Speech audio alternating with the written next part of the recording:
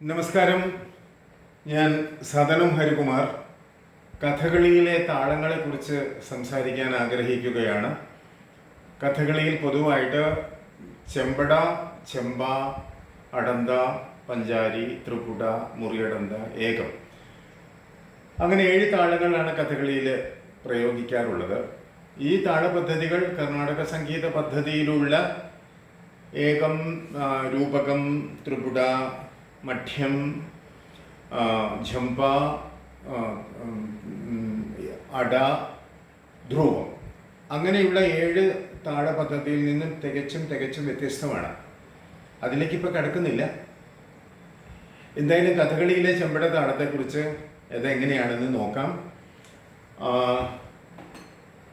തെയ്യം തത്ത തി തി, തെയ്യം തത്ത തി തി, തെയ്യം തത്ത. അതാണ് കഥകളിയിലെ അടിസ്ഥാനമായ ചെമ്പട താളത്തിൻ്റെ ഘടനയായിട്ട് ഞങ്ങളൊക്കെ പഠിച്ചിട്ടുള്ളത്. ഈ കഥകളിയുടെ ഈ ചെമ്പട താളത്തെ ഏതാണ്ട് ചിത്രവൽക്കരിച്ചിട്ടുള്ള ഒരു രൂപമാണിത്. ഇതിൽ കറുത്ത അക്ഷരം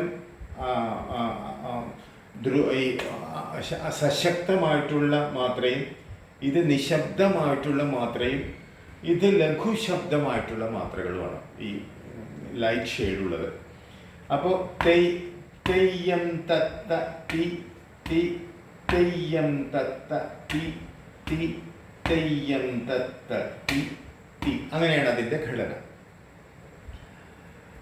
ഈ താളത്തിന് സമാനമായിട്ട് കർണാടക സംഗീത പദ്ധതിയിൽ നേരത്തെ ഞാൻ പറഞ്ഞ ഏകം, രൂപകം, ത്രിപുട, മഠ്യം, ഝംപ, ധ്രുവം, അട, ഈ താളങ്ങളിൽ നിന്നും വ്യത്യസ്തമായി കർണാടക സംഗീതത്തിൽ അതിലില്ലാത്ത ഒരു താളമുള്ളത് ദേശാദി എന്നൊരു താളമാണ്. അത് ഈ സപ്തതാളങ്ങളിൽ ഉൾപ്പെടുത്തിയിട്ടില്ല.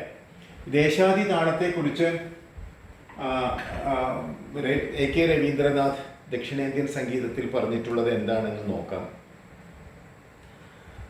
ദക്ഷിണേന്ത്യൻ സംഗീതത്തിൽ മാത്രമല്ല, എല്ലാ പുസ്തകങ്ങളിലും, സംഗീത കൽപ്പദ്രുമമായാലും എല്ലാ പുസ്തകങ്ങളിലും ദേശാദി താളത്തെക്കുറിച്ച് ഇത് തന്നെയാണ് പറഞ്ഞിട്ടുള്ളത്.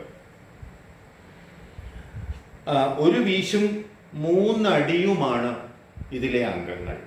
ഒരു വീശും 3 അടിയുമാണ് ഇതിലെ അംഗങ്ങൾ.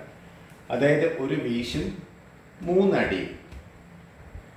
തെയ്യം തത്ത തി തി, തെയ്യം തത്ത. ഈ ചെമ്പടയുടെ അതേ ഘടനയാണ് ദേശാദി താളം എന്ന് നമുക്ക് ഈ പ്രസ്താവനയിൽ നിന്നും മനസ്സിലാക്കാം. അതുമാത്രമല്ല, ഇതിനെക്കുറിച്ച് മറ്റൊരു കാര്യം പറഞ്ഞിട്ടുള്ളത്, നിരവൽ, കൽപ്പന, സ്വരം എന്നിവ പാടുമ്പോൾ സാധാരണ രീതിയിൽ അംഗങ്ങൾ വ്യക്തമാക്കിക്കൊണ്ട് താളം പ്രയോഗിക്കാത്ത പക്ഷം പക്കമേളക്കാർക്ക് ബുദ്ധിമുട്ട് നേരിടും. ഗായകന് മനോധർമ്മ സ്വരങ്ങളിൽ ശ്രദ്ധ കേന്ദ്രീകരിക്കുന്നതിന് വിഷമം നേരിടും. അതുകൊണ്ടായിരിക്കാം ഈ വക സന്ദർഭങ്ങളിൽ ദേശാദി, മധ്യാദി താളങ്ങളുടെ സ്ഥാനത്ത് ആദി താളം പ്രയോഗിക്കുന്നത്.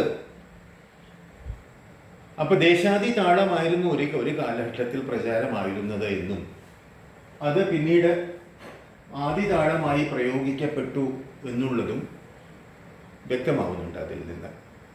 ഇതേപോലെ കഥകളിയിലും അത്തരം കാര്യങ്ങൾ സംഭവിച്ചിട്ടുണ്ടായിരുന്നിരിക്കാം. ഈ ഘടനയിൽ, ഈ തെയ്യം തത്ത തീത്തി എന്ന ഘടനയിൽ ഇതിനെ ഡെവലപ്പ് ചെയ്തിട്ടുണ്ടായിട്ടുള്ള കഥകളിയിലെ വളരെ വളരെ കുറച്ച് പദങ്ങളുണ്ട്.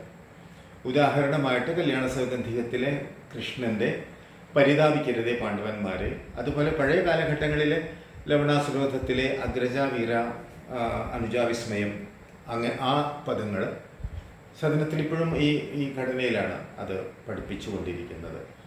അതുപോലെ അല്ലൽ വളർന്നിടുന്നല്ലോ, അങ്ങനെ വളരെ കുറച്ച് പദങ്ങൾ ഇപ്പോഴും ഈ ഘടന സൂക്ഷിക്കുന്നുണ്ട്. അതെങ്ങനെയാണെന്ന് നോക്കാം.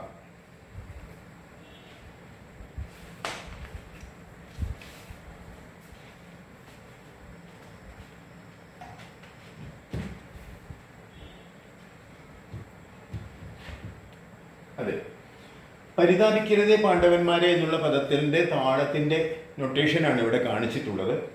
നേരത്തെ കാണിച്ച താളപ്രകാരമാണെങ്കിൽ 1 മുതൽ 4 വരെ ഒരു മാത്രയും, 5 മുതൽ 8 വരെ രണ്ടാമത്തെ മാത്രയും, 8 മുതൽ 12 വരെ മൂന്നാമത്തെ മാത്രയും, 12 മുതൽ 16 വരെ നാലാമത്തെ മാത്രയും.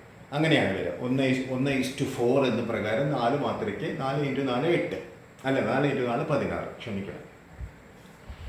അപ്പോൾ ഇതിലെ ഒരു മാത്രയെ ഈ ഭാഗങ്ങളിലൊക്കെ രണ്ടായിട്ട് കാണിച്ചിട്ടുണ്ട്. അത് താളം പിടിക്കുന്ന ഘടന വ്യക്തമാക്കാൻ വേണ്ടിയിട്ടാണ് അങ്ങനെ ചെയ്തിട്ടുള്ളത്.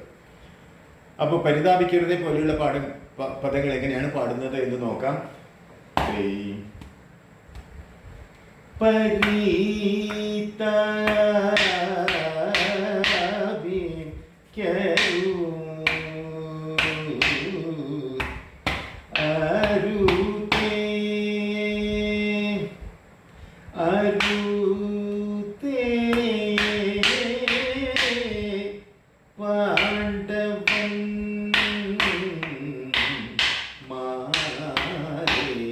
അങ്ങനെയാണ് പാടുന്നത്. അതുപോലെ തന്നെയാണ് അഗ്രജ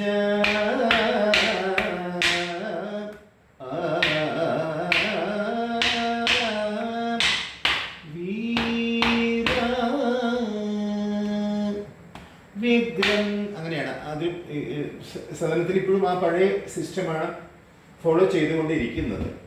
എന്ന് വിചാരിച്ച് സമയക്കുറവുണ്ടെങ്കിൽ അത് മാറ്റിക്കൂടാ എന്നുള്ള അർത്ഥത്തിലല്ല ഞാൻ പറയുന്നത്.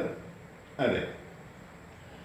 ഇനി എനിക്ക് പറയാനുള്ളത് ചെമ്പടയുടെ തന്നെ മറ്റൊരു ഫോം, ദേശാദി താളത്തെക്കുറിച്ച് ഒന്നുകൂടെ ഞാൻ പറയാൻ പോവുകയാണ്. അതായത് ദേശാദി താളത്തിൽ രവീന്ദ്രനാഥ് വീണ്ടും ഇവിടെ പറയുന്നത്, ദേശാദി താളത്തിൽ ഒരിക്കലും സമത്തിൽ പദം തുടങ്ങുന്നില്ല, ഒരിക്കലും സമത്തിൽ പദം തുടങ്ങുന്നില്ല. അതുപോലെ തന്നെ കഥകളിയിൽ ഒരിക്കലും സമത്തിൽ പദം തുടങ്ങുന്നില്ല. കഥകളി പദത്തിൽ സമത്തിൽ തുടങ്ങുന്ന വളരെ റെയർ ആയിട്ടുള്ള ഒരു പദമുള്ളത് പൂമാതീനൊത്ത, അങ്ങനെയാണ്. അതും പഴയ കാലഘട്ടങ്ങളിലെ പൂമാതീനൊത്ത അങ്ങനെയാണ് പാടിയിരുന്നത് എന്ന് മറ്റേ ഈ കടത്തനാട്ട് ഗോവിന്ദൻ നമ്പി ശാശാന്റെ പാട്ടുകളിൽ നിന്നും ഞാൻ കേട്ട് മനസ്സിലാക്കിയിട്ടുണ്ട്. പൂമാതീനൊത്ത, കാരണം എന്താ വെച്ചാൽ അതിന് മുൻപുള്ള കലാശം, അതിൽ കലാശത്തിൻ്റെ അടി വരുമ്പോൾ കലാശത്തിൻ്റെ അടിയും പൂ എന്നുള്ള അക്ഷരവും ഒപ്പം കേൾക്കാൻ പറ്റില്ല. അപ്പോൾ കലാശത്തിൻ്റെ അടി കഴിഞ്ഞിട്ട് പൂ, അപ്പോഴേ ആ പൂ എന്നുള്ള ശബ്ദം കേൾക്കുള്ളൂ, ആ സാഹിത്യം കേൾക്കുള്ളൂ. അപ്പോൾ ദേശാദി താളങ്ങൾ ഒരിക്കലും സമത്തിൽ തുടങ്ങുന്നില്ല.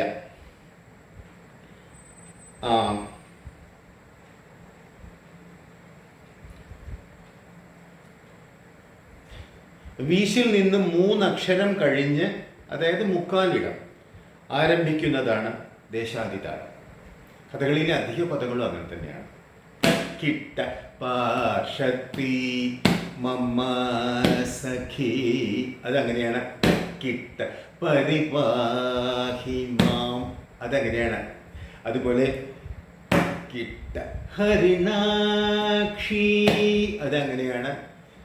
അധിക പദങ്ങളും ഈ 3 അക്ഷരം തള്ളിയിട്ടാണ് ഈ ദേശാദിയുടെ നിയമം പറയുന്നത് പോലെ വീസിൽ നിന്ന് 3 അക്ഷരം തള്ളി മുക്കാലിടം കഴിഞ്ഞിട്ടാണ് ദേശാദി താളം ആരംഭിക്കുന്നത്. അത് തന്നെയാണ് കഥകളിയിലും സംഭവിക്കുന്നത്. അതുപോലെ ദേശാദി താളത്തിൻ്റെ ഘടന എന്ന് പറയുന്നത് ഒരടി ഒരു വീശ് 2 അടി. അത് തെയ്യം തത്ത തീത്തി എന്ന കഥകളിയിലെ ചെമ്പട താളത്തിന് സമാനമാണ് എന്ന ഒരു വളരെ കൗതുകകരമായ കാര്യം പറയാനാണ് ഞാനിവിടെ ഈ സന്ദർഭം ഉപയോഗിക്കുന്നത്. ചെമ്പടയെക്കുറിച്ചുള്ള അടുത്ത ക്ലാസ് അടുത്ത ദിവസം ഞാൻ അവതരിപ്പിക്കുന്നതായിരിക്കും.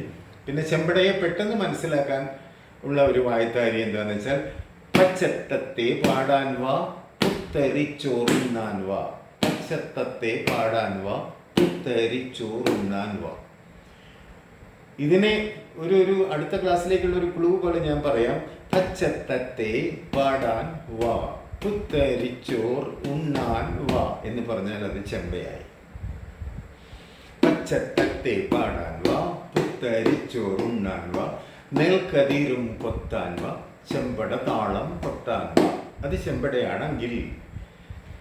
പച്ചത്തത്തെ പാടാൻ വാ പുത്തരിച്ചോർ ഉണ്ണാൻ വാ, നെൽക്കതിരും കൊത്താൻ വാ ചെമ്പതാളം കൊട്ടാൻ വാ. അങ്ങനെ ഓരോ ഈ യൂണിറ്റുകളുടെ ഇടയിൽ ഒരു സൈലൻറ്റ് മാത്ര എക്സ്ട്രാ വെച്ചാൽ 8 എന്നുള്ളത് 10 ആവും. അപ്പോൾ അത് ചെമ്പയാണ്. അടുത്ത ക്ലാസ്സിലേക്ക് എല്ലാവർക്കും സ്വാഗതം. ചെമ്പട താളത്തെക്കുറിച്ച് കുറച്ചുകൂടെ പറയാനുണ്ട്. ഒറ്റ ക്ലാസ്സിൽ കൂടുതൽ സമയം എടുക്കുന്നില്ല. ഇത് നിരീക്ഷിച്ചവർക്ക് എല്ലാവർക്കും നന്ദി, സന്തോഷം, നമസ്കാരം.